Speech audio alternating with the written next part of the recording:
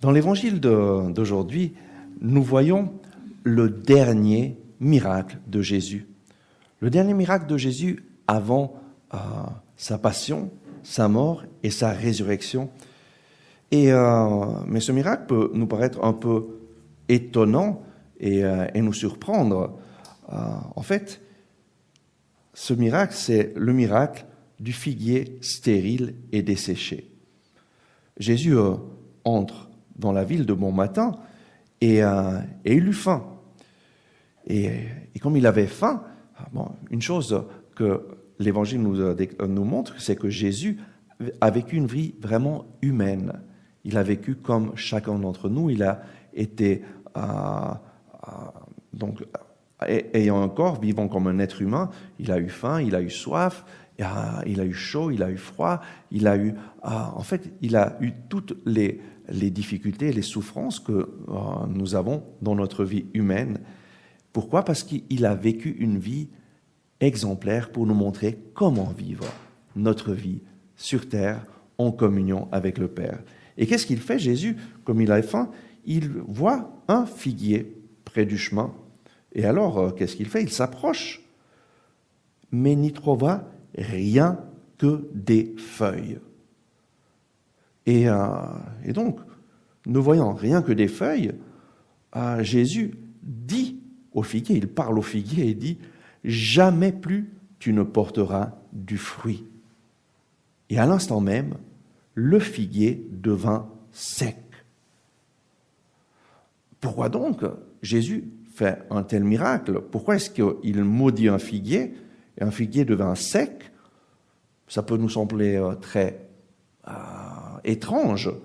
Et pour comprendre un peu mieux, on peut passer à l'Évangile selon saint Marc au chapitre 11, verset 13, où il est écrit qu'il n'y avait que des feuilles, car ce n'était pas la saison des figues. Et là, on peut encore se surprendre. Mais donc, pourquoi? Parce qu'il y a des feuilles et c'était même pas la saison des figues. Jésus maudit ce figuier. Imaginez-vous que vous marchez et vous voyez dans un verger un arbre d'abricots et vous voyez des feuilles, mais pas des abricots, et vous maudissez cet arbre. Il semble vraiment très étrange. Mais en fait, quel est le mal qu'a fait ce figuier? Pourquoi est-ce que Jésus l'a maudit? Et en fait, le figuier est un arbre très spécial. C'est un arbre où, lorsqu'il y a des feuilles, on devrait trouver des fruits. Pourquoi? Parce que les fruits croissent durant tout le temps où il y a des feuilles. Et donc la saison de la récolte des figues est beaucoup plus longue que la saison de la récolte, par exemple, des pommes, des poires. Un arbre, généralement les arbres fruitiers ici en Suisse, la récolte pour chaque arbre est de 2 à 3 semaines, mais pas beaucoup plus. Mais le figuier, le temps de la récolte est beaucoup plus long. Et lorsqu'il y a des feuilles, en même temps, les fruits poussent. Et donc, Jésus s'attend à voir du fruit. Pourquoi? Parce qu'il y a des feuilles. Et donc, qu'est-ce qui se passe s'il n'a pas de fruits? Cet arbre, d'une certaine façon, il a menti. Menti dans le sens qu'il avait l'apparence d'un figuier qui a des fruits. Parce que lorsqu'il y a des feuilles, il devrait avoir des fruits. Mais ce figuier avait seulement l'apparence, il avait seulement les feuilles, mais il n'avait pas les fruits. Et ça, c'est ce qui se passe parfois dans notre vie chrétienne. Nous pouvons avoir l'apparence de la vie chrétienne. Et en dehors, les gens, en nous voyant, peuvent dire « Ah oui, mais oui, il va à la messe, il va au sacrement et il fait ses prières. » Et nous pouvons avoir cette apparence qu'à l'extérieur, de l'extérieur, on voit tout ce qu'on pense qu'un bon chrétien devrait faire. Mais en fait, il nous manque les fruits de la vie chrétienne. Et ça s'appelle de l'hypocrisie. L'hypocrisie, c'est montrer l'apparence de quelque chose, mais en fait, au-dedans, il nous manque le fruit. Et Jésus nous donne une leçon. Lui, il désire, il veut que nous portions du fruit. Dans l'évangile de Saint Jean, au chapitre 15, verset 16, Jésus nous dit « Ce n'est pas vous qui m'avez choisi, mais c'est moi qui vous ai choisi, pour que vous alliez et portiez du fruit, et que votre fruit demeure. » Jésus veut que nous portions du fruit. En fait, la vie chrétienne, elle est faite pour porter du fruit.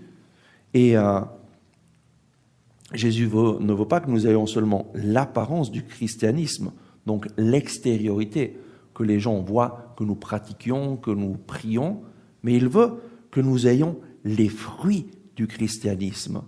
Et les fruits du christianisme, c'est de représenter Jésus dans ce monde. Que les personnes voient Jésus en nous. Et que lorsqu'ils nous rencontrent, ils voient quelque chose de spécial. Le fruit du christianisme, les fruits de l'esprit, nous dit saint Paul dans son épître aux Galates, chapitre 5, verset 22, c'est d'abord l'amour, la joie et la paix. Un chrétien qui pratique et qui fait tout ce toutes les apparences du christianisme, mais les gens ne se sentent pas aimés par cette personne, ne sentent pas de l'amour. En fait, c'est un contre-témoignage. Et malheureusement, je rencontre tellement de personnes qui me disent qu'ils ne vont plus à l'église parce qu'ils ont été dans des structures, par exemple, donc ils ont grandi, ils ont été à l'école chez des sœurs ou chez des frères, et ils ont été tellement maltraités, ont eu une expérience tellement négative, justement de la part de personnes chrétiennes, de personnes qui devraient représenter Jésus, et donc, à cause de cela, ils ne vont plus à la messe, ils ne pratiquent plus. C'est clair qu'un chrétien a cette mission de représenter l'amour de Dieu dans ce monde. Et le fruit du christianisme, d'abord, c'est l'amour. Un chrétien doit être vraiment un canal de l'amour de Dieu pour que les autres fassent l'expérience que Dieu est amour. Et très souvent, on peut attribuer des choses négatives à Dieu. Pourquoi? Parce que lorsque je vois une personne chrétienne, une personne qui se représente comme un chrétien, mais je ne vois pas de l'amour en lui, je peux attribuer à Dieu ce que je vois en elle. Et très souvent, les gens attribuent à Dieu ce qu'ils voient dans les chrétiens.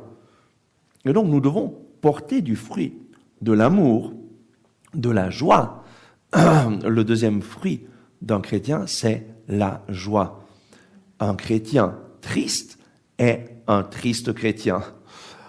Un chrétien doit manifester la joie du Seigneur. Pourquoi? Parce que Jésus est venu pour nous sauver. Il m'a sauvé, il m'a libéré, il a payé le prix de ma vie. Il m'a libéré de mes péchés. Et être pardonné, c'est la chose la plus extraordinaire qui puisse se passer. Un chrétien, un des fruits de la vie chrétienne, c'est cette joie. Et un autre fruit, c'est la paix. Un chrétien doit être un instrument de paix. Et ça, c'est la prière de saint François. « Seigneur, fais de moi un instrument de ta paix. » Ces trois fruits de l'esprit, l'amour, la joie et la paix, c'est ça qui attire les personnes à Jésus, qui attire les autres au Christ. En fait, si vous êtes remplis de l'amour du Seigneur, remplis de la joie du Seigneur, remplis de la paix, les gens vont vouloir être avec vous, vont vouloir prier avec vous, vont vouloir passer du temps avec vous. Et c'est là ce que Jésus nous enseigne à travers cette parabole. Ce figuier avait seulement l'apparence de porter des fruits, mais il n'avait aucun fruit. Et ce qui nuit le plus au christianisme, c'est cette hypocrisie d'avoir l'apparence du christianisme, mais en fait, quand les personnes rencontrent ces chrétiens qui ont seulement l'apparence du christianisme, ils ne voient aucun fruit, ils ne font aucune expérience de l'amour de Dieu, de la joie, de la paix. Et parfois, c'est exactement le contraire Et là, le Seigneur nous invite à fixer notre regard sur lui pour pouvoir porter du fruit et du fruit en abondance. En fait, qu'est-ce qui nous remplit de l'amour, de la joie et de la paix? C'est Jésus lui-même. Pour porter du fruit, nous avons besoin d'accueillir Jésus en personne dans notre vie et d'avoir une relation personnelle avec lui, d'alimenter cette relation avec, avec la lecture de la Bible chaque jour.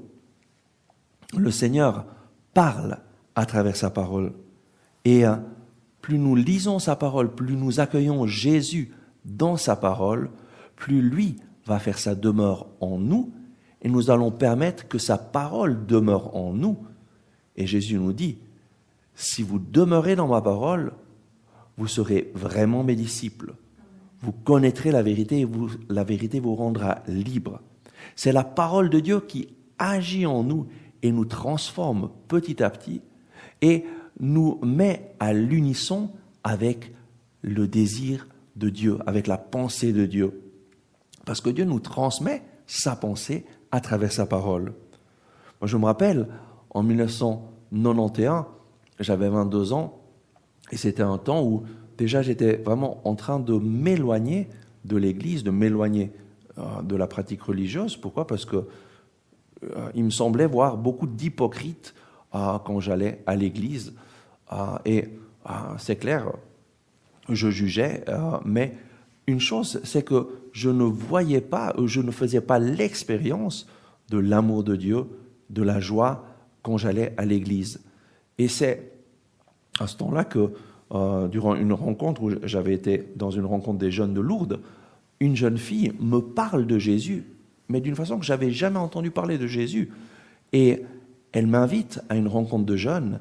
Et durant cette rencontre de jeunes, là, j'ai vraiment rencontré plein de jeunes chrétiens, catholiques, qui témoignaient d'un Jésus vivant, d'un Jésus qui avait transformé leur vie, et qui témoignaient de comment Jésus leur parlait à travers la Bible. Et c'est là qu'on m'a encouragé de rechercher Jésus et de lui demander de me parler à travers la parole de Dieu. Et donc j'ai commencé à lire la Bible parce que je voulais avoir la même joie que je voyais dans ces personnes et je voulais connaître ce Jésus que ces jeunes connaissaient personnellement. Et j'ai commencé à lire la Bible tous les jours en disant « Seigneur Jésus, parle-moi, je veux te rencontrer ». Et ce qui s'est passé, c'est qu'après 2 mois, où je priais tous les jours avec la Bible, où je lisais chaque jour la Bible, après 2 mois, Jésus s'est manifesté dans ma vie. Et je l'ai rencontré, j'ai eu une rencontre spirituelle avec Jésus qui a touché mon cœur, qui a parlé à mon cœur et qui m'a montré tout son amour. Et ma vie a été transformée. Et depuis ce jour-là, c'était le 26 janvier 1991, il n'y a pas un jour de ma vie où je n'ai pas accueilli Jésus dans ma vie, accueilli sa parole dans ma vie, où je lui demande toujours de me remplir de sa présence, de me remplir de son amour, de me remplir de sa joie pour être un instrument de son amour, un instrument de sa joie, afin que les autres, en me rencontrant, puissent faire l'expérience de l'amour du Seigneur. En fait, ce qui importe, ce n'est pas seulement de lire la parole de Dieu, mais c'est de la mettre en pratique, de faire ce que Jésus nous dit dans sa parole. Et donc aujourd'hui, si Jésus vient vers toi aujourd'hui, qu'est-ce qu'il va trouver? Est-ce qu'il va trouver l'apparence du christianisme ou est-ce qu'il va trouver aussi les fruits? Parce que l'apparence, nous devons l'avoir, cette apparence, mais nous avons aussi besoin d'avoir les fruits, l'amour, la joie et la paix. Et ces fruits viennent et grandissent dans notre vie lorsque nous vivons une relation personnelle avec Jésus. Une relation qui se fonde sur la parole de Dieu, parce que notre Dieu est un Dieu qui parle et qui nous indique son chemin à travers sa parole. Et donc le Seigneur nous invite à mettre la parole de Dieu au centre de notre vie, à mettre Jésus parole au centre de notre cœur, au centre de notre attention, pour pouvoir établir une relation personnelle avec Jésus, recevoir sa parole chaque jour, la mettre en pratique. Et alors petit à petit vont grandir en nous les fruits du christianisme, l'amour, la joie et la paix. Et lorsque les personnes vont nous rencontrer, vont te rencontrer, ils ne vont pas voir seulement un chrétien pratiquant, mais un chrétien qui manifeste l'amour de Dieu dans ce monde, qui manifeste la joie dans ce monde, qui manifeste la paix qui vient de Dieu. Notre mission, c'est de représenter Jésus sur cette terre et de transmettre son amour à cette humanité qui a tellement besoin de lui. Oh oui, Seigneur Jésus, nous te demandons cette grâce de ne pas avoir seulement l'apparence du christianisme, mais de porter du fruit. Nous ne voulons pas être comme ce figuier qui avait seulement des feuilles mais aucun fruit. Seigneur, merci parce que toi tu nous donnes ta parole pour que nous puissions chaque jour nous plonger dans ta parole et te permettre de parler à notre cœur. Merci Seigneur Jésus parce que toi tu es la parole de Dieu faite chair. Et lorsque nous lisons ta parole, nous t'accueillons dans notre vie.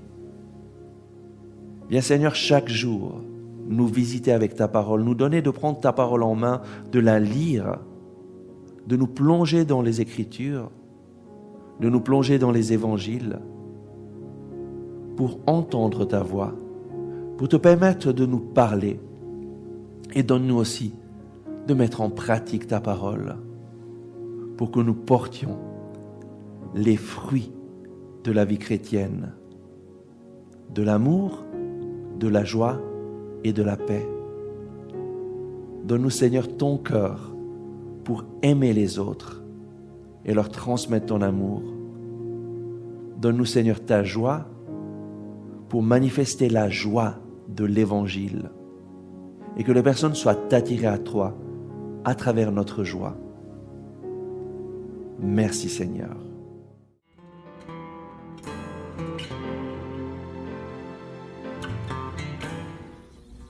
Merci d'avoir regardé ce message. J'espère que vous l'avez apprécié.